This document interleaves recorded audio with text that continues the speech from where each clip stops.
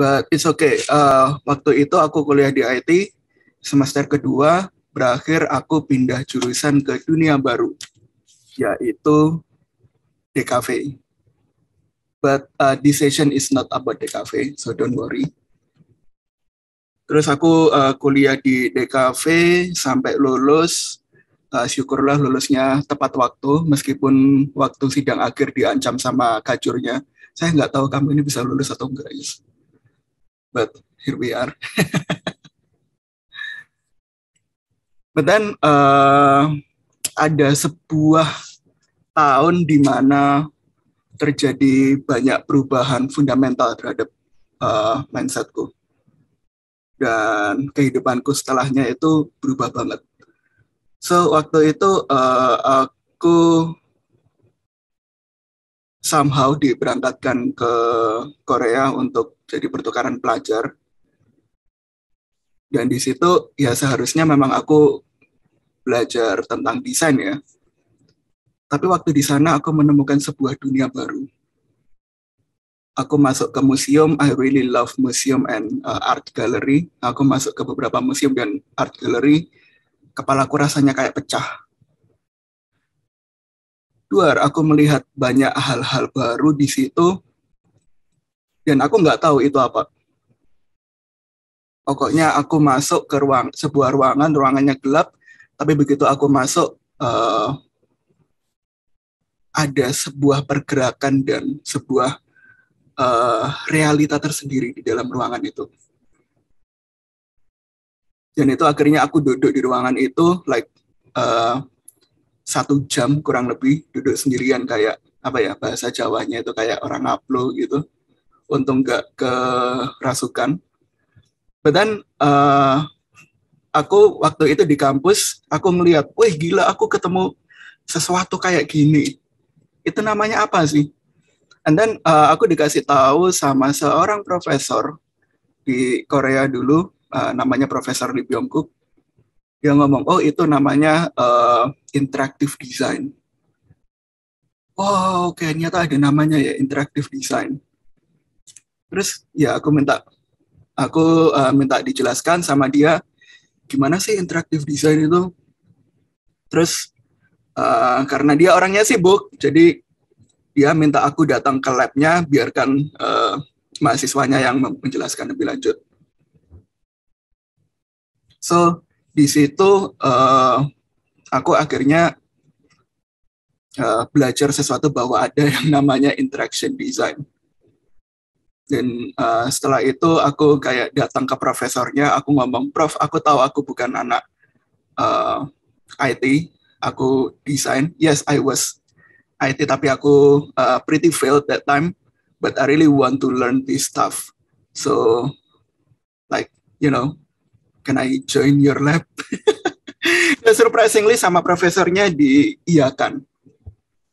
So then that's how I first learn deeper pengenalan pertama terhadap dunia pemrograman. So di situ aku dikasih sebuah challenge sama profesor, yaitu bagaimana membuat sebuah hal, ya, sebuah interaksi antara manusia dengan sebuah alat di sini komputer, yang imersif dan meaningful. So that's actually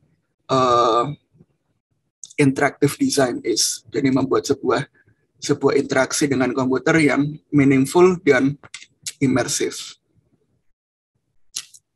So dan dari situ aku pelan-pelan belajar tentang pemrograman itu sebenarnya apa sih. Oh ternyata seperti ini. Ternyata banyak banget hal yang aku nggak ketahui waktu itu. And then selang satu tahun berlalu, aku tertarik banget sama yang namanya virtual reality. So virtual reality aku suka bikin waktu itu dan cobain ke orang-orang. Aku bikin something nih, cobain dong. Sampai pada titik di mana aku diminta untuk mengisi sebuah stand di acara musik, di acara konser musik dangdut waktu itu di Malang. uh, aku diminta untuk bawa hasil karyaku itu ke sana untuk dipakai orang-orang. So, karena waktu itu ya masih mahasiswa ya, barusan lulus, nggak ada uang, satu-satunya HP yang bisa dipakai untuk virtual reality adalah HP saya sendiri. Jadi kita cari cara bagaimana membuat sebuah immersive experience di virtual reality dengan HP yang hitungannya lemah, HP yang murah. Jadi akhirnya kita mendapati sebuah solusi, yaitu memang visualnya biasa aja tapi difokuskan ke penyajian suaranya yang bombastis. Akhirnya waktu itu kita belajar untuk menggunakan spatial audio.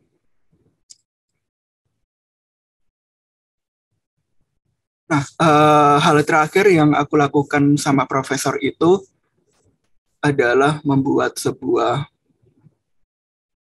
hologram. Ya, gambar yang ada di sini itu hanya ilustrasi ya, but actually work much better. Jadi dengan profesornya itu aku dikasih kesempatan untuk melakukan apapun. Aku suka banget sama Star Wars. Terus aku ngomong, Prof, aku suka banget sama Star Wars ini. Gimana? Kayak, is it something possible? Profesornya ngomong, ya bisa saja. Tinggal kita cari tahu caranya gimana. And that's the most helpful things that my professor do. Basically cuman ngomong, ya bisa, semangat lah. Nggak dikasih kayak clue atau apa gitu. And then, well, actually we successfully create something. Sayangnya aku tadi itu seharian cari fotonya atau gambarnya, nggak ada, tapi adalah sebuah hologram yang gambarnya itu terbang di udara, dan kalau kita pencet, kalau misalnya kita tepuk gini, itu ada interaksinya. So, apparently itu hubungan antara komputer, manusia dengan fisika. Sesuatu yang ketiganya aku juga kurang bagus. But apparently we successfully to do that.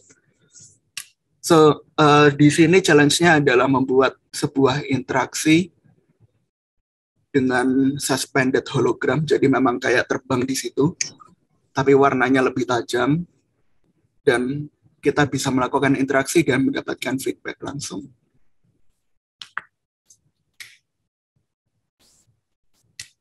Nah, begitu saya lulus dari, well actually nggak lulus ya, selesai masa studinya di sana,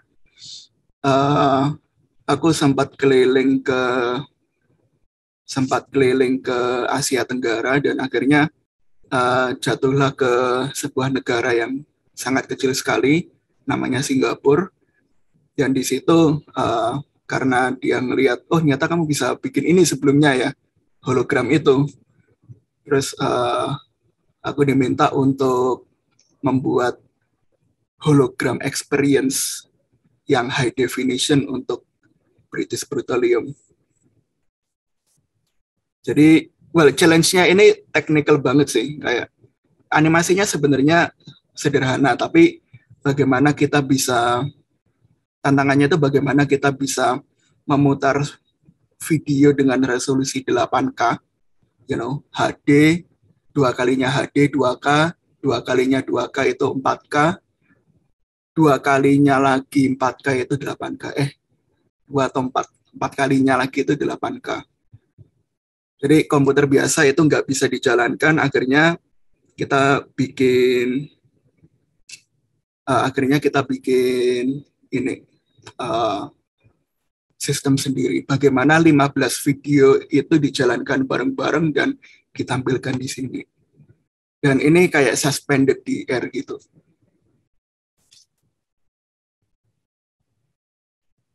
So, dan di tahun ini, ya, saya sekarang di Indonesia, kembali ke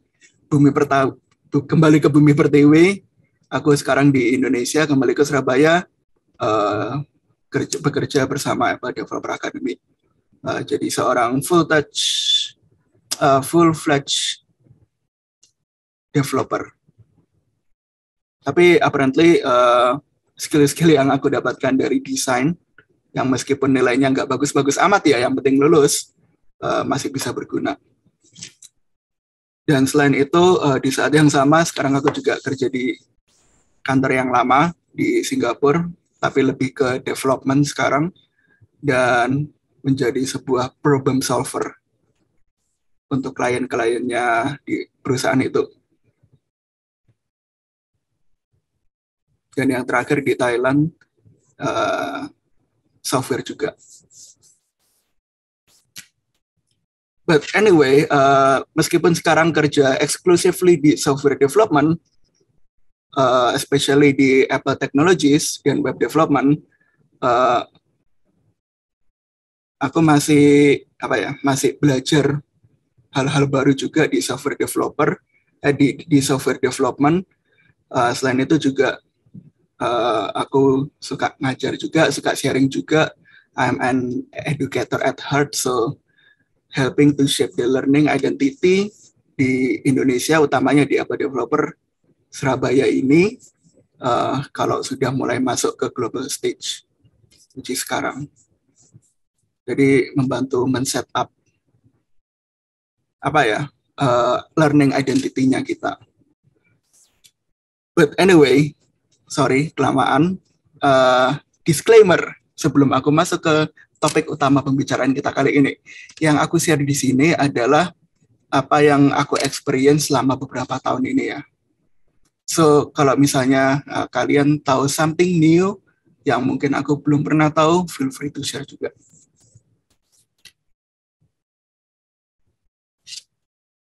Wait,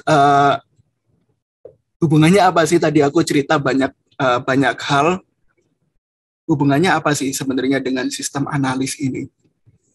Nanti akan aku share pelan-pelan. Tapi tadi sebenarnya ada beberapa keyword dari yang aku sharingkan tadi. Kayak pertama problem solver, sebuah sistem, membuat hal baru, dan memecahkan masalah. Tapi kita akan ngobrolin itu pelan-pelan. So, pertanyaan pertama. Boleh di-share di via voice atau via chat. Menurut teman-teman di sini ya, sistem analis itu apa sih? Pengertiannya itu apa?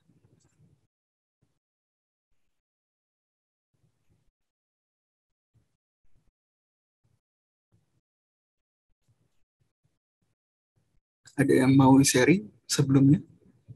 Atau ini pertama kalinya kita membaca kata frase sistem analis? Wah, ada jawaban dari Kak Putri Puspitasari, maintaining, developing, problem solving. Wah, bagus banget tuh katanya. Ritmis ya, maintaining, developing, problem solving. Sistem teknologi, analisasi arsitektur aplikasi.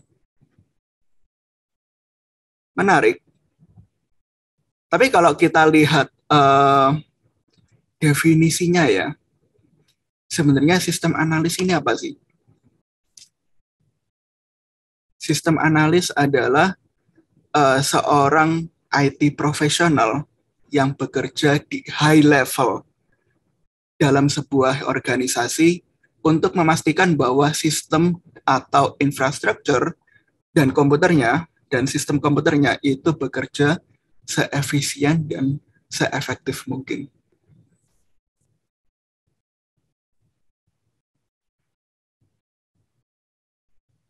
Jadi kurang lebih member-member dengan apa yang tadi sudah teman-teman jawab ya. Ensure, maintaining, memastikan bahwa semuanya itu bekerja dengan baik. Merencanakan, mengkoordinasi, dan merekomendasikan pemilihan perangkat lunak.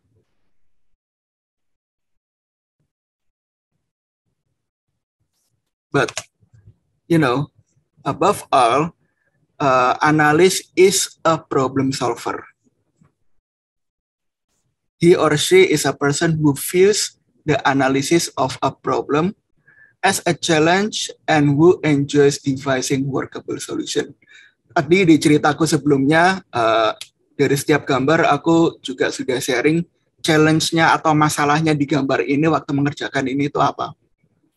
Dan bagaimana dengan skill yang kita miliki, itu bisa setidaknya berusaha untuk memecahkan masalahnya.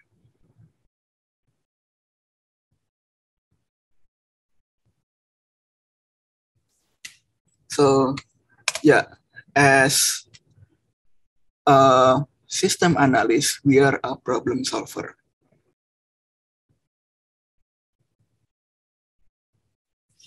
Nah, boleh di-sharingin nggak tadi dari jawaban-jawabannya teman-teman, kenapa sih kita harus merekomendasikan untuk memilih perangkat lunak yang baik? Atau kenapa kok perlu direncanakan untuk membuat sebuah arsitektur itu? Boleh via chat atau via voice. Agar mendukung sistem dalam kantor. Wah, ini jawaban yang bagus banget ini. Nanti aku bakalan sharing sesuatu yang sebenarnya barusan terjadi minggu ini yang menarik dari salah satu klienku. Agar mendukung sistem dalam kantor. Tanpa perencanaan yang matang, sistem manual akan kacau. Efisiensi waktu dan akurasi laporan pekerjaan. Wah, mantap. Oke, satu pertanyaan lagi. Pekerjaan yang paling dekat dengan sistem analis itu apa? Yang paling memper?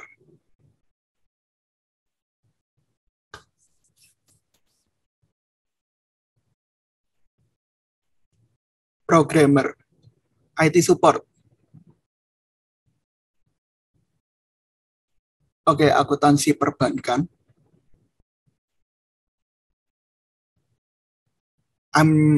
To be honest, I'm not sure sih pekerjaan akuntansi perbankan itu kayak gimana. So, aku nggak bisa komen apa-apa dengan itu. Sorry. User, programmer. Oke, penelitian. Mantap. So, up to the next slide. Perbedaan antara sistem analis dan programmers. Sebenarnya sistem analis ini bekerjanya sama programmer itu deket banget.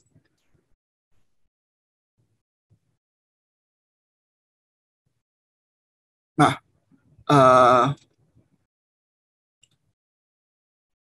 bedanya apa dan persamaannya apa? Untuk itu, mari kita lihat gambar ini. Ada dua gambar, sebelah kiri sama sebelah kanan. Kira-kira kalau dari gambar ini, mana yang programmer, mana yang sistem analis?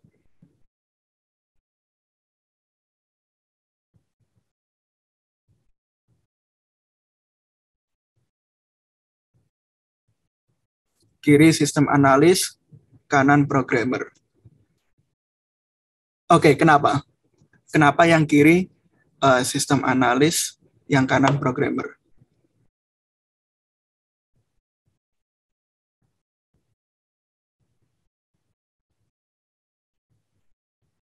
Kiri melakukan perencanaan dan yang kiri merancang sistem, analis, merencanakan. Kalau yang kanan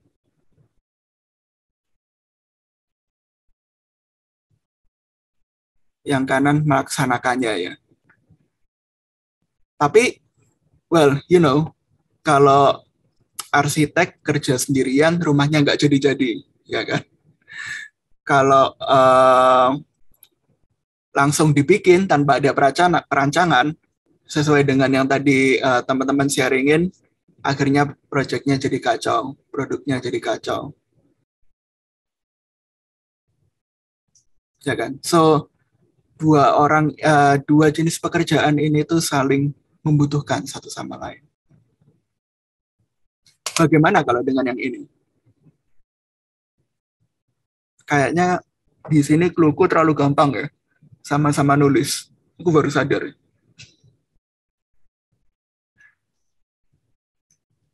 Oke, nggak apa-apa.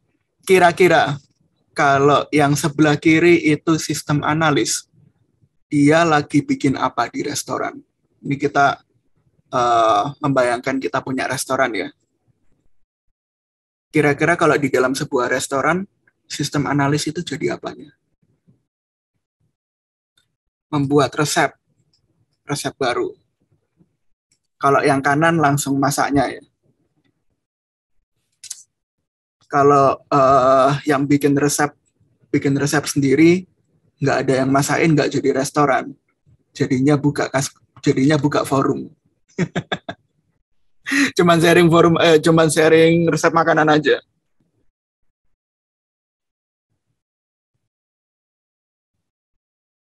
So, dari dua gambar ini sebenarnya mulai cukup jelas ya perbedaannya itu apa.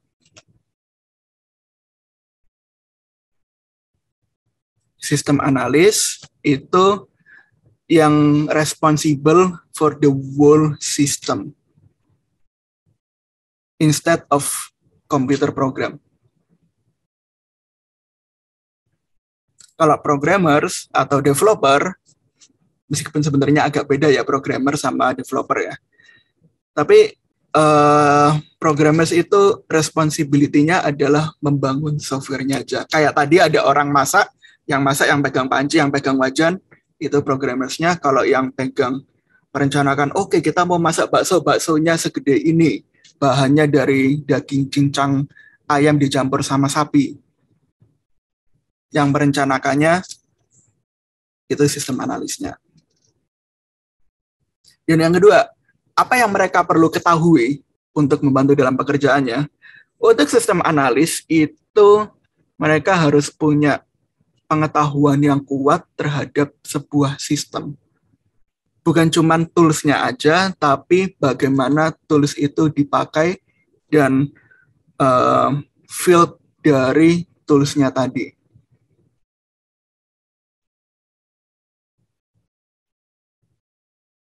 Kalau programmers itu memiliki kemampuan atau knowledge yang kuat untuk membangun sebuah sistem komputer atau software dan barang-barangnya, perangkat-perangkatnya, termasuk dari framework dan bahasa-bahasanya. Tentu aja seorang sistem analis yang baik itu juga memahami sepatah dua kata dari pekerjaannya programmer itu sendiri. Jadi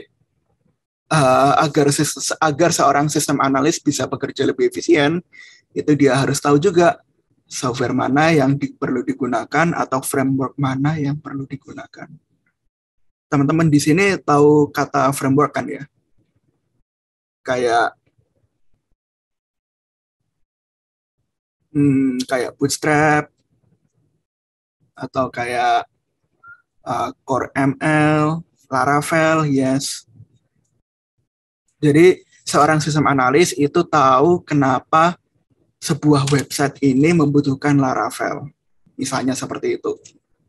Kenapa sebuah sistem ini membutuhkan framework Bootstrap dan bukan Laravel. Yang ketiga, tadi sudah berkali-kali termention bahwa seorang sistem analis itu adalah seorang problem solver. Ada klien datang ke kita, Kak Yus, kita butuh seperti ini. Bagaimana ya caranya? Kita nggak tahu. Pokoknya kita butuh sebuah website untuk membuat acara ini. Oke, aku harus tanya, websitenya ini untuk menangani apa? Usernya dari mana aja? Apa yang perlu dilakukan di dalam usernya? Dan seorang programmer itu technical specialist. Jadi dia lebih bisa tahu bagaimana membuatnya. Gampangannya seperti itu. Meskipun sistem analisnya jago, aku tahu framework ini. Tapi kalau yang eksekutornya sendiri kurang paham, jadinya hasilnya outputnya kurang baik juga. Begitu juga kebalikannya, meskipun programmer atau developernya jago banget, tapi kalau kita sudah dari perencanaannya kurang baik, hasilnya juga kurang oke juga. So, saling membutuhkan satu sama lain. Cie. Dan yang keempat, ini yang paling kerasa sebenarnya. Kolaborasinya itu orangnya lebih banyak. Karena dia merencanakan sebuah sistem dan dia bertanggung jawab terhadap sebuah sistem. Sistem itu membutuhkan sistem itu menyangkut orang banyak di dalam maupun di luar project. Kalau programmer sendiri, kolaborasinya biasanya itu lebih ke dalam. Jadi ya sesama programmers gitu, atau at least sama sistem analisnya yang membantu merencanakan. Mungkin programmersnya nggak perlu ngobrol sama kliennya, karena udah ditentukan sama sistem analisnya bagaimana sebuah produk ini bahkan berjalan.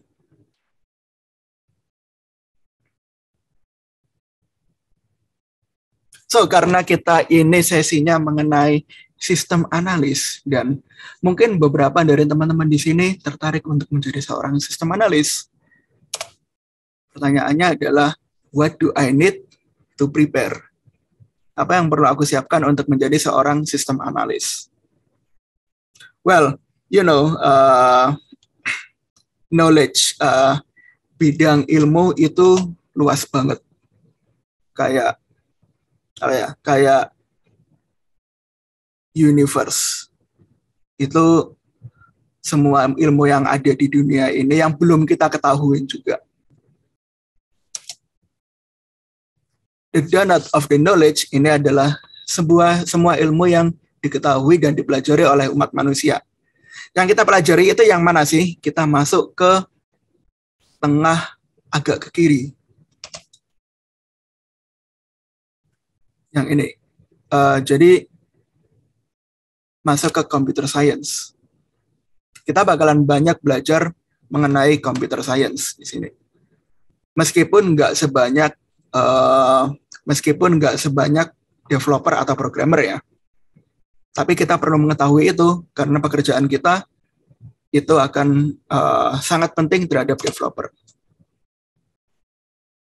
Nah, di computer science sendiri itu kan ada banyak.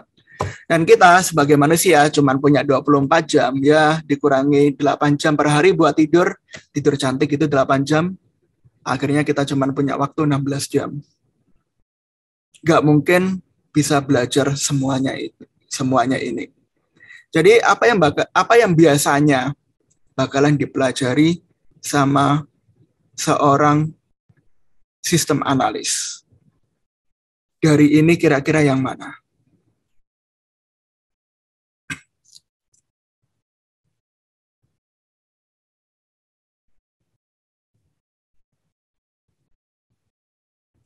Atau sebelumnya kalian belum pernah melihat sebuah peta ini? Ini dari YouTube, terkenal banget. I urge you to watch this. Jadi dijelasin gitu, kayak per ini itu apa yang dipelajari, per ini itu apa yang dipelajari. So, sebagai seorang sistem analis, penting banget untuk kita mengetahui hal-hal yang aku kasih warna kuning di sini. Gak banyak, yes. Tapi ini bakalan membantu banget untuk menjadikan kita seorang problem solver di dunia teknikal. Contohnya apa? Data structure, algoritma. Machine learning mungkin asal tahu aja, nggak apa-apa. Tapi ada sebuah hal yang eksis namanya machine learning. Software engineering mungkin nggak perlu dalam, asalkan tahu terms-nya dan tahu melakukannya bagaimana, satu atau dua, nggak perlu dalam. Operating system, ini penting banget. Nanti ada klien datang ke kita mau bikin ATM. Wah, ternyata ATM-nya kita kasih operating sistemnya macOS, nggak jalan. Kita kasih operating sistemnya Windows, dikasih Windows yang terbaru 11, pasti nggak jalan. Jadi kita sebagai seorang problem solver harus tahu mana yang baiknya digunakan. Wah, memang Android kelihatannya bagus, banyak yang pakai, tapi kekurangannya gampang dibobol juga. Jadi mungkin untuk proyek yang hitungannya dengan uang, hubungannya dengan uang mungkin bakalan kurang oke. Kita perlu tahu itu juga. Networking, compilers, data management, database itu penting banget. Database ya itu banyak banget lah itu nanti. Lalu human computer interaction, bagaimana ATM itu bekerja, bagaimana manusia berhubungan dengan sebuah mesin yang namanya komputer. Dan lain-lainnya. AI, ya, perlu tahu, tapi nggak perlu dalam juga. So, ya again, ini hanya saran. Dan tentu saja kita bisa explore dengan sendirinya.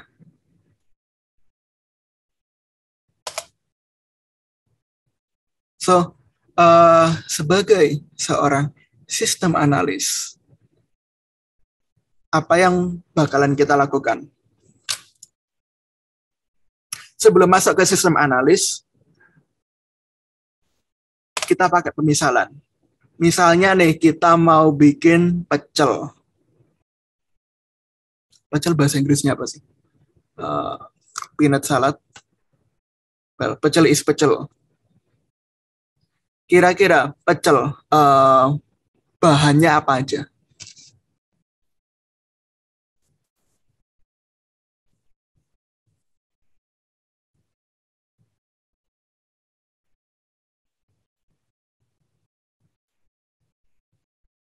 Peanut sauce, oke. Saus kacang. Sayuran, well, ya, yeah, depends. Sayur apa ya? Sayur apa yang nggak cocok di pecel?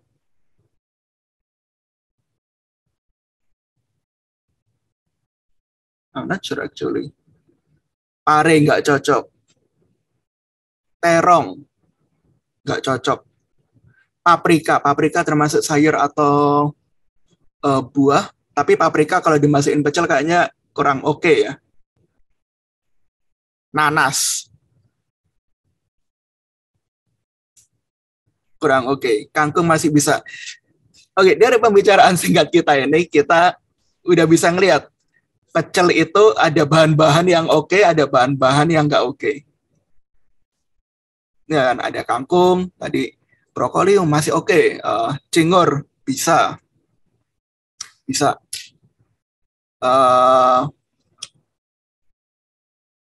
brokoli mungkin masih bisa, apa tadi yang kurang oke, terong mungkin kurang oke. So, pertanyaan lanjutannya, bagaimana dengan pizza? Kira-kira bahan-bahan apa yang bakalan kita gunakan untuk membuat pizza? Sosis, tepung ragi, nanas. Nanas tadi kurang oke kalau dibuat masak sama pecel. Tapi kalau pizza mungkin jadinya oke.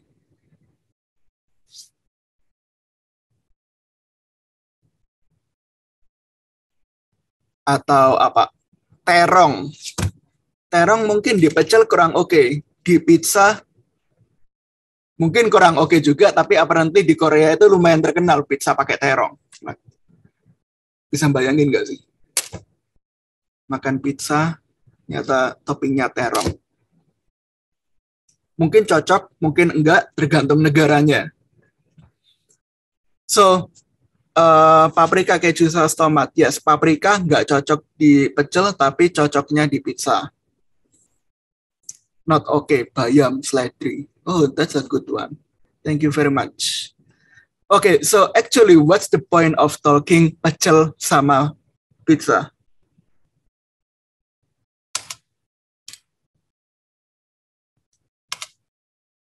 So actually membuat sebuah produk, entah itu website, aplikasi, software, itu kita sebagai sistem analis itu kayak kita mau masak. Terus kita tahu mau masak apa, kita tahu produknya mau yang dibikin apa, tapi tiap masakan itu membutuhkan bahan yang beda-beda kan.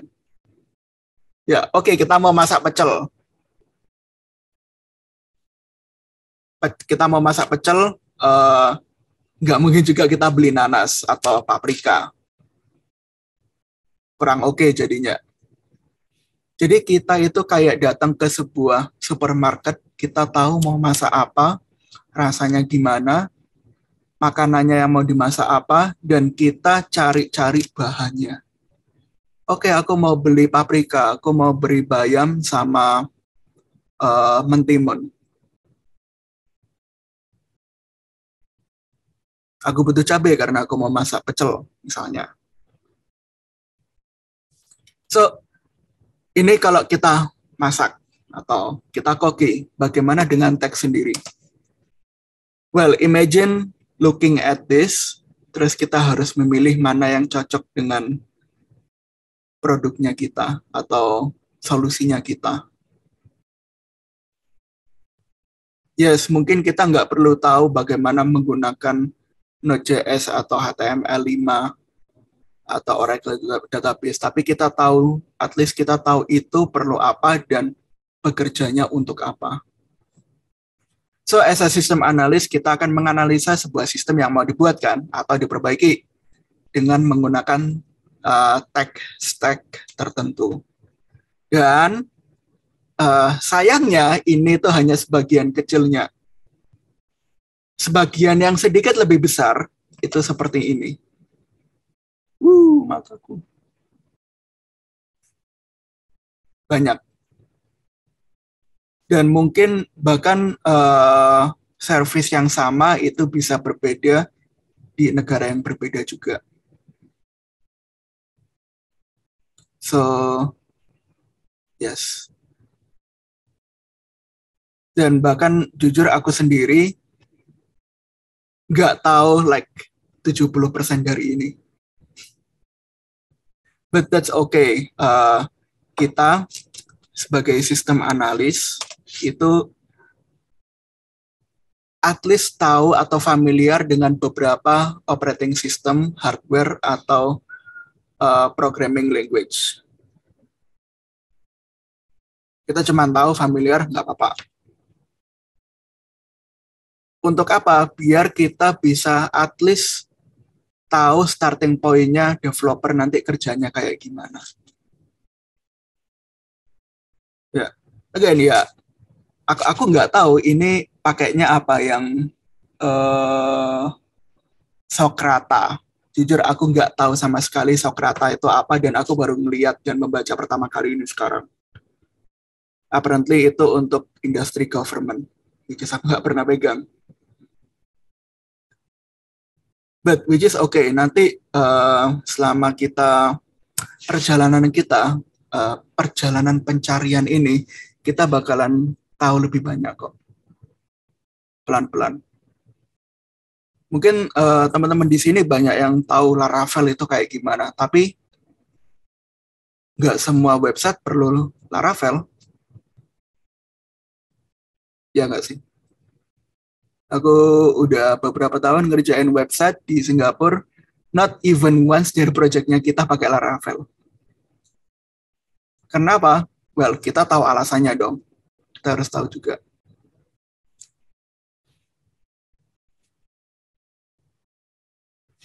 So, again, harus familiar dengan at least beberapa operating system, programming language, cuman familiar aja.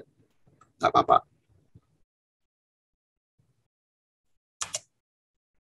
So, responsibilities. Yang pertama, dan yang paling penting, sebagai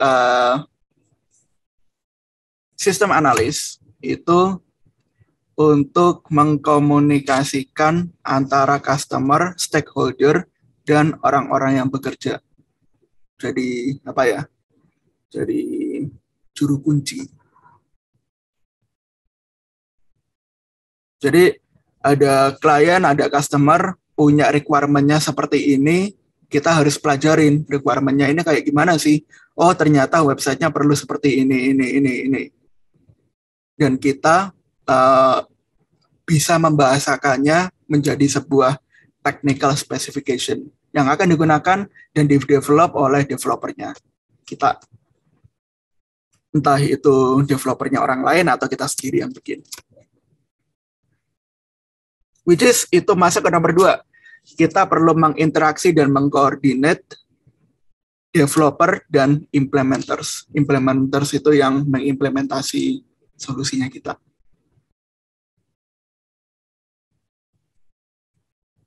Yang ketiga, penting dan sayangnya orang-orang sering lupakan adalah perform system testing. Kita udah bikin bagus, kelihatannya cakep, tetap kita harus testing. Udah cakep, bagus, begitu websitenya dibuka langsung ambiar. Which is actually happens a lot. Meskipun di Singapura. Really true story, guys. So please do perform system testing. System testing itu gimana? Ya kita buka website, kita coba dari berbagai device, misalnya berbagai browser misalnya. Terus tentu saja kita sudah bikin, kita perlu deploy sistemnya di sesuatu. Entah itu di App Store, entah itu di website biasa, atau yang lainnya. Help with technical documentation like manual. Kita udah selesai websitenya udah kita kasihin ke kliennya, tapi kliennya nggak bisa dipakai. Nggak bisa pakai karena dia nggak tahu caranya. Bukan dia yang bikin ya. Jadi kita harus membantu mereka dengan cara apa? Membuat technical documentation. Terus orang tungguin aja. Siapa yang mau titipin? Oh, ada akong di rumah titip bentar. Oke, Kak. Oke, dan yang keenam adalah wap sini wap. Oke. Ayah, mana obatnya? Miss Vivi mungkin bisa di-mute. Oke, thank you very much. Well, udah kita kasih project-nya, udah kita bikin, kita udah deploy, orang bisa pakai, usernya, kliennya juga bisa ngubah-ngubah.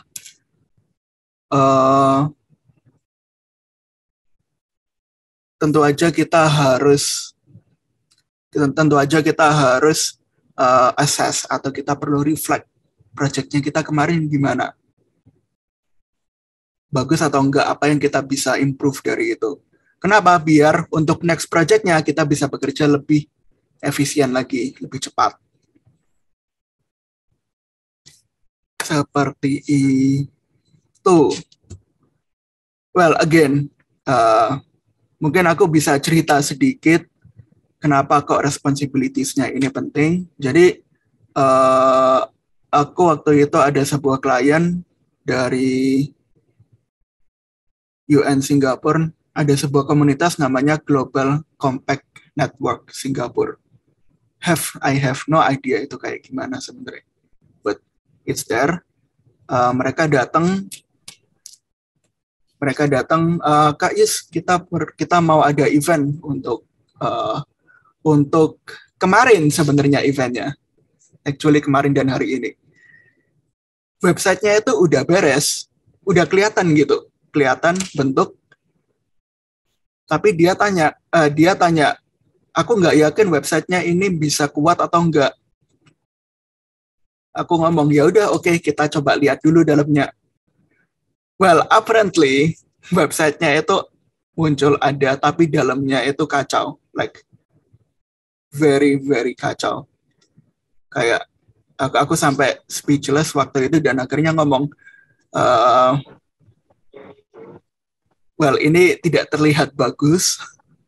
Ada kemungkinan aku bisa memproyeksikan masalahnya bakalan seperti ini, seperti itu.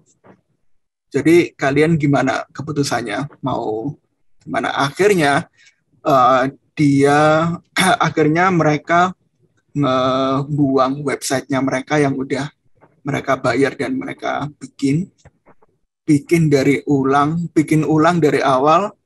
Yang sebelumnya websitenya itu total beratnya 120 mega, which is itu gede banget. Akhirnya website yang sama, filenya berkurang jadi cuma 1,4 mega. Efeknya apa sih? Jadi kalau orang buka websitenya www.gcnssummit.com, itu langsung buka secara cepat banget. Nggak perlu download semuanya. Which is itu salah satu responsibilities-nya kita. Kita ngelihat, oke, ada project-nya, ada website-nya, how to make it is it actually good? Karena kita tahu sistemnya, jadi kita bisa proyeksikan masalah ke depannya kayak gimana. Satu lagi, cerita yang sebenarnya cukup unik, website-nya kita sudah bikin, tapi ternyata audiensnya berubah. Dan sebenarnya udah bagus, udah cakep, ternyata audiensnya mereka barusan ngomong kalau kebanyakan dari mainland China, Cina daratan, which absolutely breaks everything. Soalnya kalau di sana kan nggak bisa buka YouTube, nggak bisa buka apa kan, dan di dalam websitenya kita itu banyak galeri video yang kita attach ke YouTube. Nah, mereka bilang ya udah masukin ke website aja, websitenya kita total 2 giga. Bayangkan satu orang nonton 2 giga dikali 2.000 orang, 2 terabyte jebol server itu. So, kita harus cari tahu framework apa yang bisa dijalankan di China dan bagaimana regulasinya mereka untuk payment. Case-nya seperti itu. Online payment ya mungkin kalau kita bisa pakai Metrans atau pakai GoPay gitu ya, mungkin bisa. But how if produknya yang kita bikin ini dipakai untuk orang lain di berbeda negara, itu regulasinya sudah beda. Kalau masih sama-sama ASEAN masih mending. Bagaimana kalau ternyata tiba-tiba kebanyakan dari mainland China yang very different things. Dari cara kita membuat websitenya, dari bagaimana orang menginteraksikan diri terhadap websitenya, bagaimana orang mengaksesnya, itu juga perlu kita pikirkan. Dan that's actually what makes you very valuable. Soalnya kalau kita cuman bikin apa yang diminta, technically kita nggak menjawab apapun. Karena kita tahu sistemnya, jadi kita bisa kasih input very valuable input terhadap kliennya kita atau stakeholder-nya kita.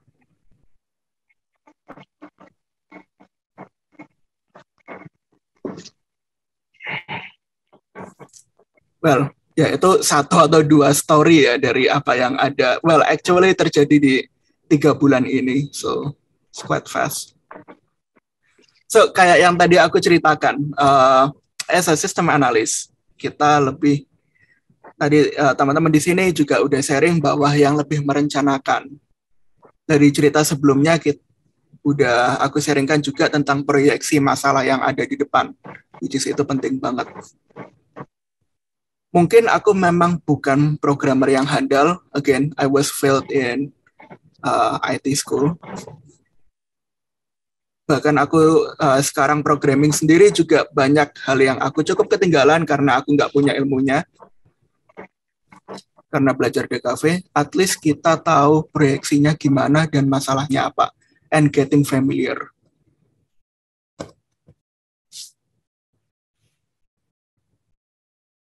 So, hasilnya nanti kayak gimana sih? Apa yang bakalan kita kerjakan as a system analyst? Oke, again ini hanya contoh ya. Your result may vary, tergantung dari kebutuhannya tiap klien itu bisa beda-beda. Yang pertama itu sebuah sistem. Again, sistem analisa sistem.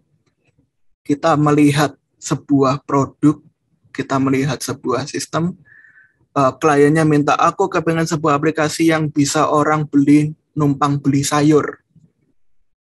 Oke, kita berpikir orang bisa numpang beli sayur menggunakan aplikasi. Siap. Kita bikin sistemnya. Sistemnya gimana? Billingnya kayak gini, aplikasi cash-nya gini, database-nya nanti seperti ini, orang masuk itu ngapain. Dan ini, in this case itu benar-benar akan membantu kliennya kita atau tempat kita bekerja untuk mendapatkan ide yang lebih jelas tentang apa yang mau kita bikin. Dan waktu kita mau implementasi ini, apa aja sih yang dibutuhin? Apa aja yang perlu dipersiapkan oleh developernya atau programmernya untuk bersama-sama merealisasikan ide ini.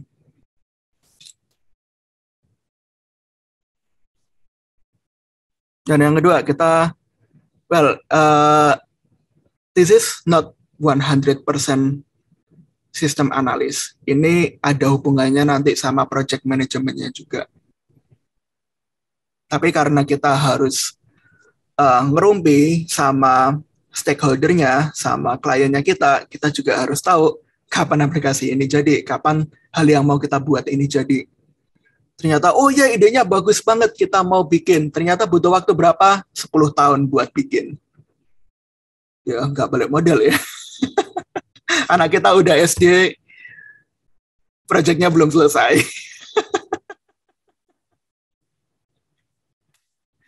Cicilan rumah kita udah selesai, proyeknya belum selesai. Maaf, bukan lagi curcol. But knowing when your project will done is very important actually. Ada satu kata-kata yang aku selalu ingat dari seorang teman. Dia mantan iOS leadernya mobil itu Nissan yang mobil balap.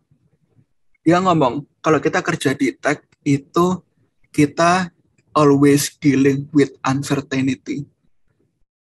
Gak ada yang bisa tahu, oke, projectnya jadi tahun depan. Are you sure? Setelah kita bikin sama kliennya, oke, tahun depan jadi ya, sudah dibayarkan setengahnya. Setelah 3 bulan jalan projectnya, kita baru mikir, it doesn't make sense. Akhirnya butuh waktu lebih panjang lagi, 2 tahun misalnya. So project management will be very meaningful and important. Dan sayangnya kita nggak pernah bisa jawab kapan project itu sebenarnya selesai.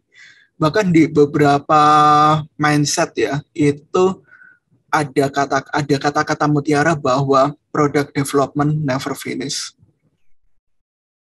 Pernah kebayang nggak tuh? Kita bikin sebuah produk tapi nggak pernah selesai.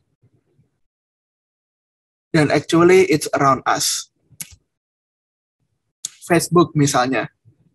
Masa ada pernah Facebook selesainya udah selesai ini nggak di-develop lagi. Ya kan? Mesti tiap minggu itu ada aja update-nya. Entah itu nambah bug atau nambah fitur apa. Tokopedia, aplikasi Tokopedia atau Gojek. Nggak pernah kan ada, oke, sudah sampai sini, ini mau yang kita bikin. Pasti ada iterasi lagi.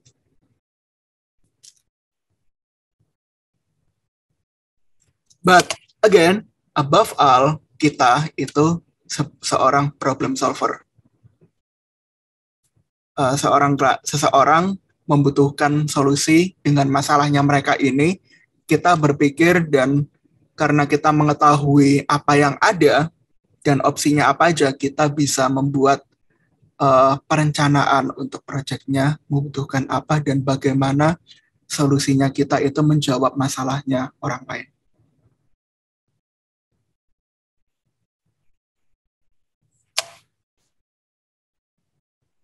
Ya begitu juga ini. Solusinya adalah, masalahnya adalah di Singapura karena COVID-nya tiba-tiba melonjak nggak karuan, event nggak boleh ada sama sekali. Bagaimana caranya? Oke, kita bikin virtual open house. Seperti yang atas juga, masalahnya sama, tiba-tiba melonjak nggak boleh ada acara, dan di sana nggak boleh ada acara, really nggak boleh ada acara. So, solusinya apa? Kita bikin sebuah sistem di mana orang bisa daftar dan berinteraksi terhadap speakernya dengan menggunakan platform ini. So, actually, I have one last question. Dengan knowledge kalian, apa yang mau kalian bikin?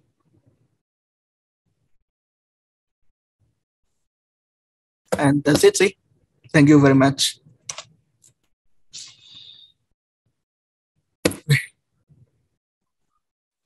Beres dong. Oke, terima kasih Pak Yulibar Rusmi. Saya manggilnya apa nih? Mas Yulibar. Ayus boleh. Ayus? Oh, Ya. oke. Oke. Kita masuk ke sesi berikutnya, yaitu sesi tanya jawab. Monggo, teman-teman, Bapak Ibu, ada yang mau bertanya? Ini tadi sepertinya ada yang mengangkat tangan tapi tidak jadi. Boleh, silakan raise hand, langsung berbicara. Pak Yohanes. Halo. Halo. Pak Yohanes mau bertanya? Ya. Oh ya, oke. Selamat malam, Pak. Malam. Perkenalkan saya namanya Yohanes Undusasa. Panggilannya Yosa. Sebelumnya saya alumni dari sebuah perguruan tinggi, kemudian melanjutkan studi di sini. Nah, dalam perkembangan selama saya bekerja, kemudian itu saya berencana untuk mengembangkan sebuah aplikasi. Itu saya namakan aplikasinya Sistem Informasi UMKM Indonesia. Ya, jadi gambaran rancangan database-nya itu adalah UMKM yang ada di Indonesia. Saya kolaborasikan dengan sistem training. Seperti itu. Nah, mungkin bisa dibantu nih, kira-kira gambaran sistemnya itu saya harus mulai dari mana? Memang ya secara pengetahuan tentang sistem ya pasti mulai dari saya menganalisa database-nya. Saya mulai dari memikirkan manfaat daripada sistem ini, kemudahannya seperti apa.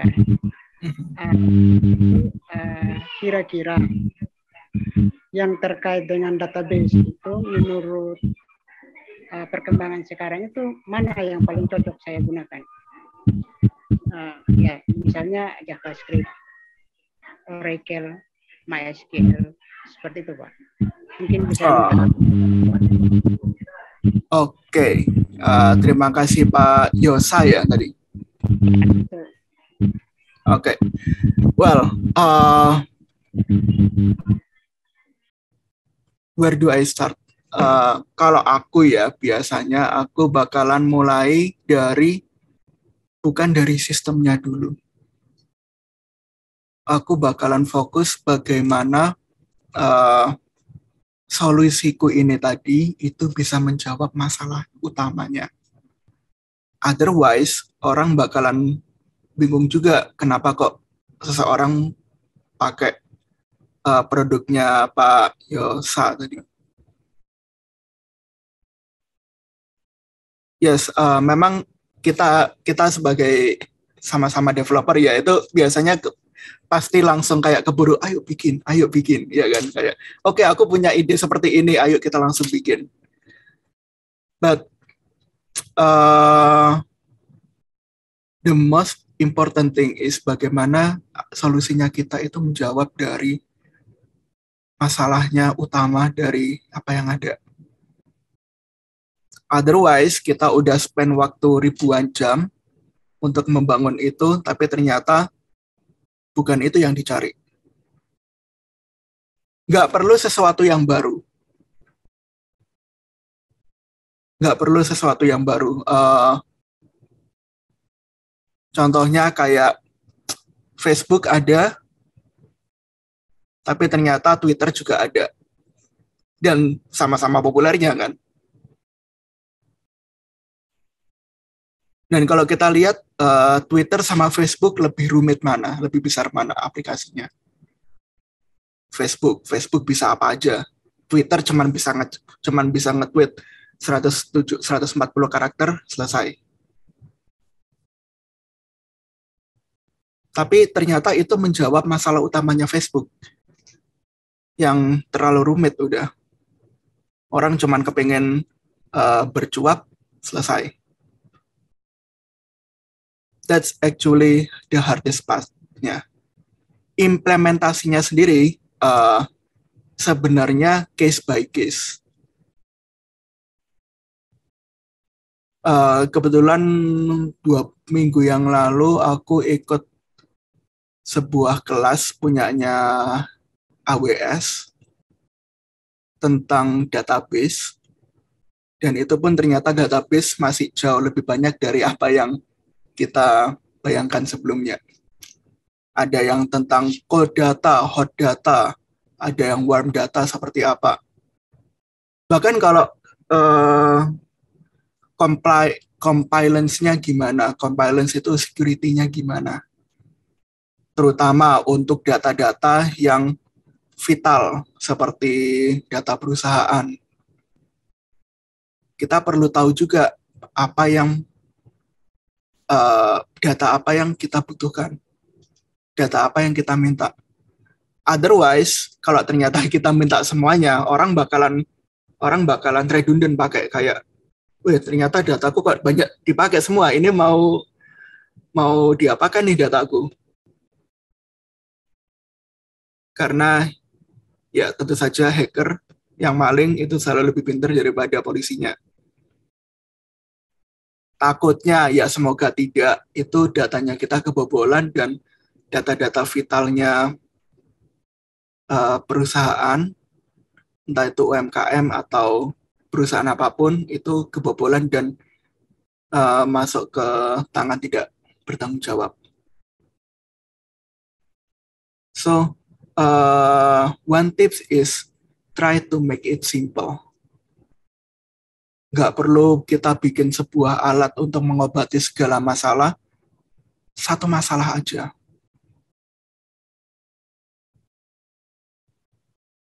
Kalau misalnya nggak mau dibikin online, bikin offline aja, nggak apa-apa.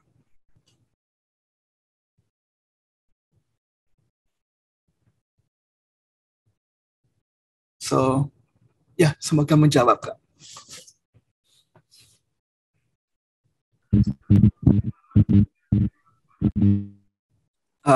Kak Vivi masih ke mute. Oke, maaf. Oke, Pak Yosa, terima kasih Pak Husni. Pak Yosa, bagaimana? Perlu ada tanggapan atau sudah cukup jelas? Sementara cukup. Oke, terima kasih. Berikutnya ada Mbak Yolandita ini sepertinya. Oke, monggo Mbak. Ya, selamat malam Kak Yuli. Malam Kak Yola. Iya, sebelumnya maaf kalau mungkin pertanyaannya di luar dari konteks. Tapi saya mau bertanya,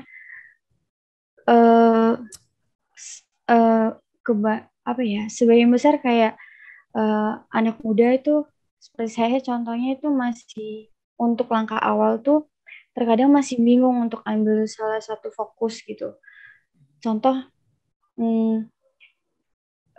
gimana sih kira-kira kita harus memilih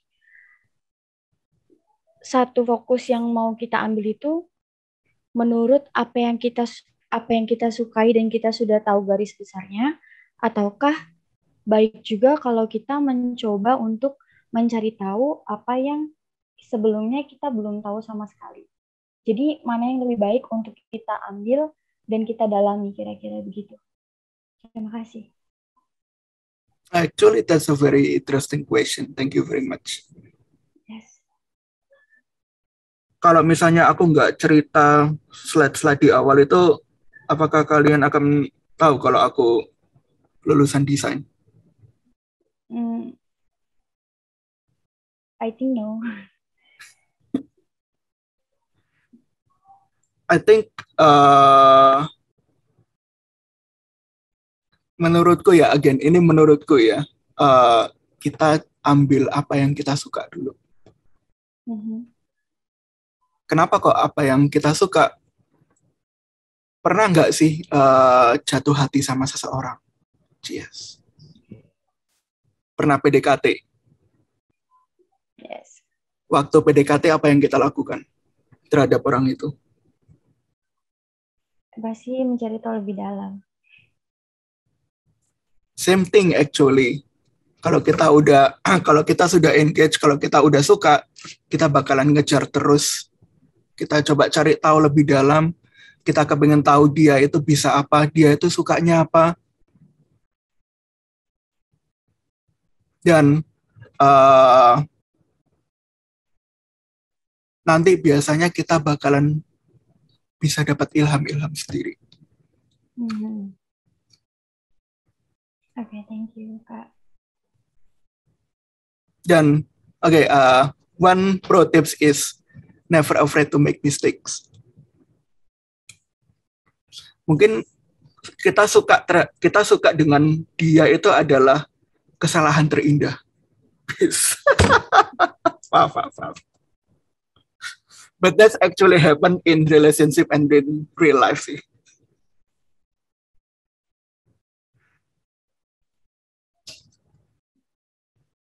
Which is, ya aku ngambil di IT tahun pertama dulu ya, bisa dibilang kesalahan terindah.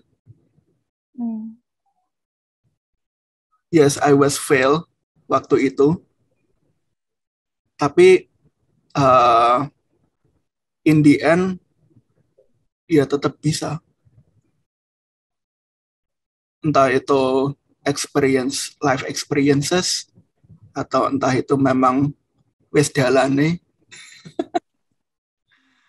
atau apa, but kalau kita suka something, kita bakalan strive to do something more.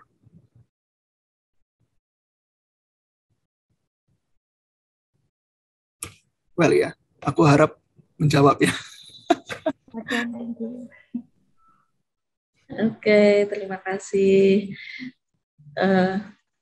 Kata-kata yang bagus hari ini. Jangan takut membuat kesalahan. Thank you. Ada lagi yang perlu ditanyakan, Bapak Ibu? Oke, sudah banyak kita belajar ya. Hari ini kita belajar tentang definisi sistem analis itu apa, perbedaan sistem analis dan programmer, apa yang harus disiapkan untuk menjadi sistem analis, tentang apa yang akan dilakukan oleh sistem analis. Nah, mungkin teman-teman, Bapak Ibu semuanya juga hari ini sudah bisa membayangkan kalau misalkan saya akan mengambil konsentrasi sistem analis, maka apa yang harus saya kuasai di kuliah-kuliah yang akan saya ambil gitu. Oke, Bapak Ibu, bagaimana? Ada yang perlu ditanyakan? Oke, sambil menunggu, mungkin kalau ada pertanyaan berikutnya, kalaupun tidak ada, langsung saya tutup dulu sepertinya. Kalau misalkan Pak Usni, oke, don't be shy, there is no stupid question. Oke, thank you. Sebelum diakhiri oleh Pak Usni, mungkin ada kata-kata penutup untuk materi hari ini. Well, life is a journey, ask stupid question. Thank you, sangat inspirasi. Ya, semoga tidak kapok untuk hadir di Insight Asia, Pak Usni. Selalu sharing dengan kami. Terima kasih banyak atas waktunya. Baik, Pak Usni boleh tetap di sini. Untuk teman-teman dan Bapak Ibu yang lain sudah menjadi standar dari kampus kami bahwa setiap selesai melaksanakan perkuliahan maka harus mengisi review. Nah, hari ini reviewnya saya kirim di chat linknya. Nah, saya kirim di chat linknya. Bapak Ibu silahkan mengisi review tersebut sebelum meninggalkan Zoom kita hari ini.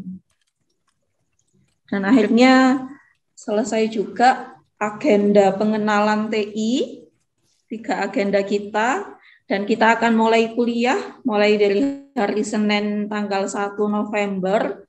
Kuliah hari Senin itu mata kuliahnya adalah Digital Business Model.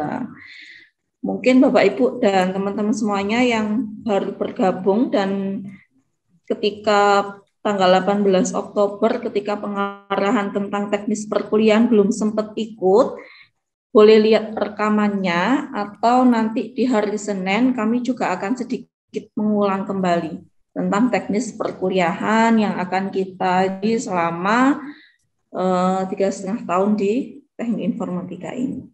Mungkin ada kendala untuk mengisi reviewnya, apakah sudah jelas? Sudah jelas, Sudah jelas, Bu. Oke, terima kasih.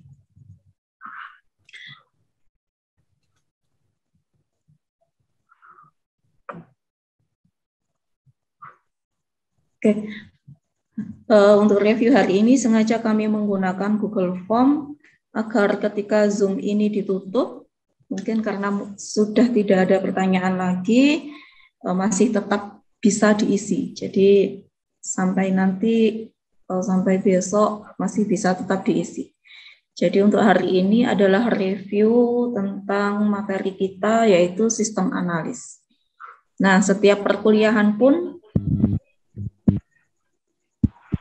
setiap perkuliahan pun nanti Bapak Ibu sekalian, teman-teman di akhir perkuliahan setiap selesai kuliah diwajibkan untuk mengisi review. Pak Yosaf, monggo kalau ada yang mau ditanyakan.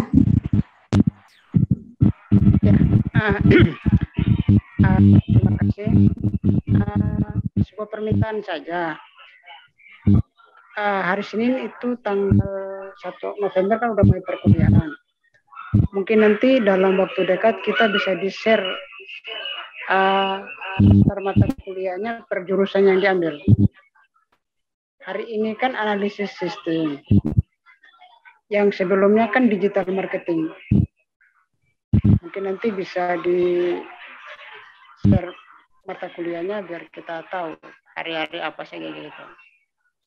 Itu aja. Terima kasih. Oke, siap.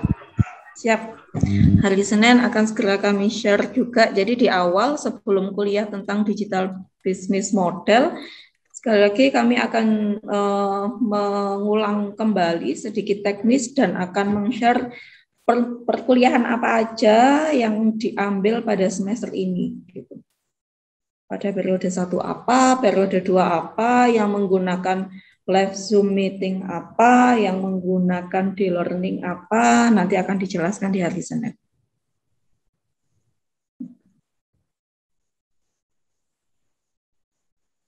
Mungkin sudah cukup jelas. Baik, Bapak Ibu, teman-teman, kalau sudah cukup jelas, terima kasih banyak atas kehadirannya hari ini dan semangatnya meskipun sudah malam, tapi semangatnya luar biasa. Saya salut sekali dan saya yakin Bapak Ibu ini kuliah di sini benar-benar niatnya untuk mencari ilmu gitu ya, bukan untuk apa-apa. Oke, terima kasih banyak sekali lagi. Mohon maaf kalau ada kesalahan. Terima kasih sekali lagi Pak Usni atas sharingnya. Kita ketemu lagi di sharing-sharing selanjutnya insya Allah. Dan saya akhiri sesi kita hari ini. Mohon maaf kalau ada kesalahan. saya tutup. Assalamualaikum warahmatullahi wabarakatuh. Selamat malam, salam sejahtera untuk kita semua. Waalaikumsalam. Terima kasih Miss Vivi. Pak Husni. Terima kasih semuanya. Selamat malam teman-teman semua. Selamat malam. Selamat malam. Bye-bye.